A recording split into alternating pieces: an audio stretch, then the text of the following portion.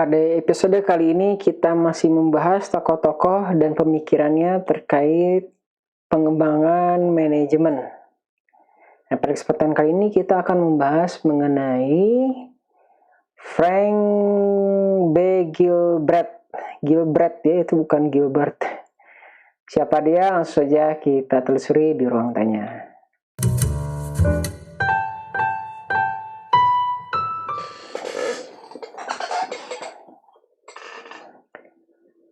Assalamualaikum warahmatullahi wabarakatuh. Jadi kita langsung bahas sedikit mengenai latar belakang Gilbreth ini.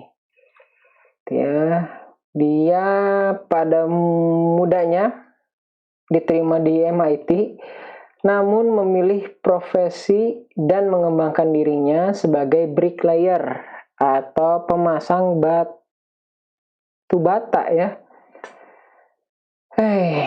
Gila ya kalau dipikir-pikir pilih MIT. Itu nggak tahu juga MIT pada zaman itu udah bagus atau enggak. Nah, setelah Gilbreth ini expert di bidangnya, dia menyimpulkan ada beberapa gerakan dalam pekerjaan memasang batu bata. Nah, pemikirannya akan kita bahas di studi kasus, yaitu pasang batu bata. Penting ya pasang batu bata? Penting, kita lihat. Pertanyaan yang menjadi diskusi kita kali ini, sebaiknya disimpan di mana batu bata yang akan dipasang.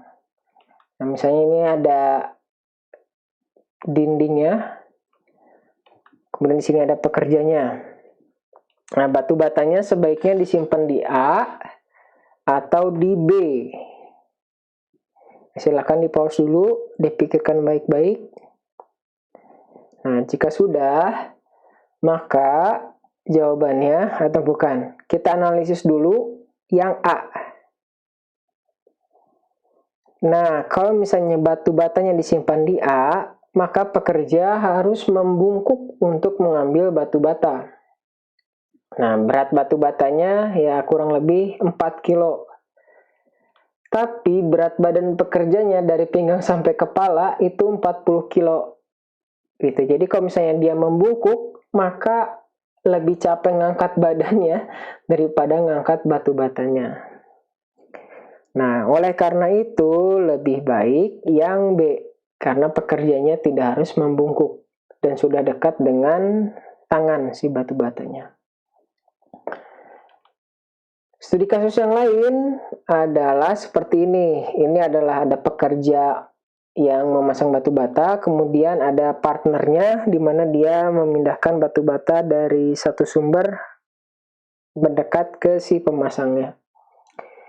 Nah, baiknya si asistennya itu melakukan transport dulu, baru pemasangnya melakukan cek kualitas batu batanya bagus atau enggak, atau asistennya melakukan cek kualitasnya dulu, baru yang bagus-bagusnya ditransport ke pemasang batu bata. Nah, kita bahas dulu yang warna kuning. Kegiatan yang warna kuning ini terjadi pemborosan. Karena jika terdapat batu bata jelek yang sudah dikirim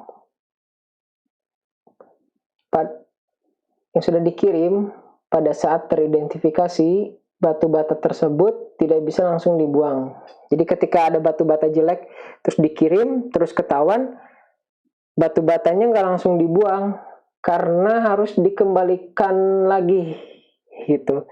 Jadi ada 2 kali pekerjaan sia-sia. Transport batu bata yang jelek dari asisten ke pemasang, setelah ketahuan jelek, baru dari pemasang dibalikin lagi ke si asisten gitu. Jadi 2 kali kerja. Makanya tadi yang biru itu lebih baik untuk mengurangi pekerjaan.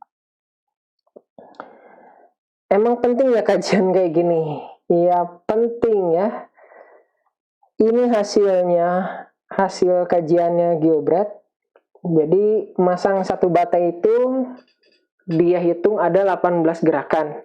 Nah, setelah dianalisis gerakan-gerakannya lalu dibuang, diatur, gerakannya dibuang yang tidak bermanfaat, maka berubah menjadi 6 gerakan saja. Ya, cuman berkurang 12 gerakan lah. Iya, 12 gerakan, tapi kalau misalnya satu rumah 1000 batu bata, ada nggak ya 1000 ya? Ya, anggaplah adalah 1000 batu bata.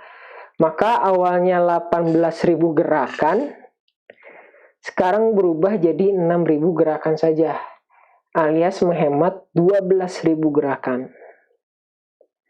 Jadinya besar ya ketika skalanya kita anggapnya satu rumah. Emang penting ya 12.000 gerakan? Ya, buktinya berbekal dengan ilmu dan pengalaman, Frank Gilbert ini mendirikan usaha konstruksi bangunan yang terkenal dengan speed construction-nya. Dan usahanya ini menjadi salah satu perusahaan konstruksi terbesar pada saat itu. Selain itu, Gilbert juga merangkum gerakan yang berpotensi menjadi sia-sia dalam istilah Terblick. Nah, kita lihat Terbliknya. Nah, ini dari Gilbert ya, kurang lebih diatur-atur posisi hurufnya. Nah, definisinya adalah 8 jenis gerakan elemental. Apa aja? Ya, ini yang sebelah kanan ya, ada search, find, select, grabs, hold, transport loaded, transport empty, position, assembly, use, disassembly, inspect, preposition, release load, unavoidable delay, plan, dan rest.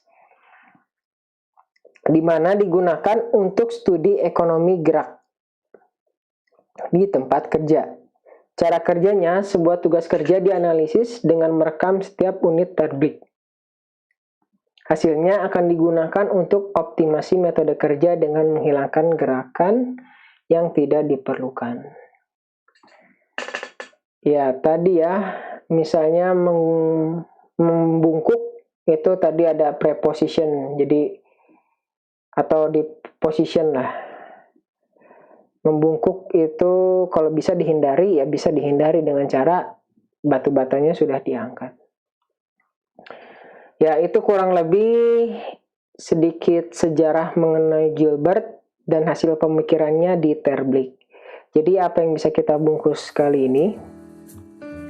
Frank Gilbert menggunakan pendekatan ekonomi gerak untuk mengatur pekerjaan pada pemasangan batu bata.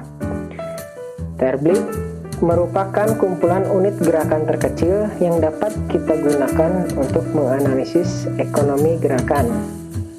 Terima kasih, semoga bermanfaat. Wassalamualaikum warahmatullahi wabarakatuh.